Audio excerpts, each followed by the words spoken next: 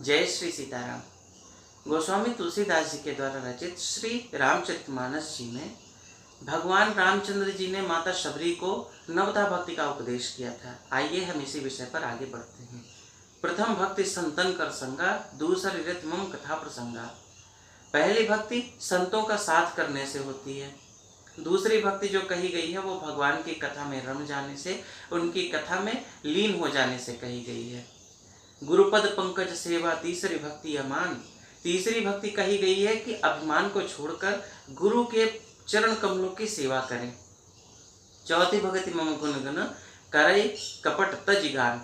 छल कपट छोड़कर निस्वार्थ भाव से, निश्चल मन से भगवान के गुणों का गान करे, वह चौथी भक्ति कही गई है। मंत्र जाप मम दृढ़ विश्वासा, पंचम भजन सुवेद प्रकाशा। भगवान के मंत्रों का जप करना, भगवान के नाम का जप करना और भजन करना, ये पांचवी भक्ति के अंतर्गत आता है। छठ दमशील बिरत बहु कर्मा, निरत निरंतर सज्जन धर्मा।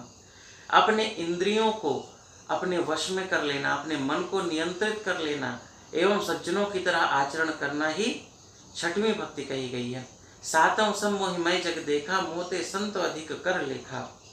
जो सातवीं भक्ति कही गई है वो भगवान की ही तरह पूरे संसार को देखना एवं संतों की तरह आचरण करना है, संतों को उससे भी अधिक देखना। आठवां जथा लाभ संतोषा, सपने नहीं देखे पर दोषा।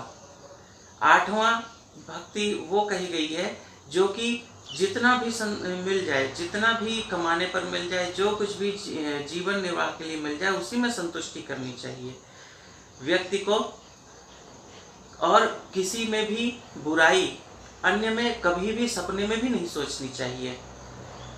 नवम सरल सब सन छल हीना, मम भरोस हे हर्ष न दीना।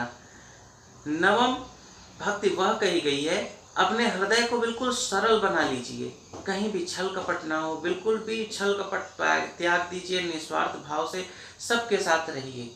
भगवान कहते हैं जो भरोसा करता है मुझ पर और इन नवों भक्ति में से एक भी भक्ति करता है, उसके हृदय में हर्ष और विषाद का स्थान ही नहीं रह जाता।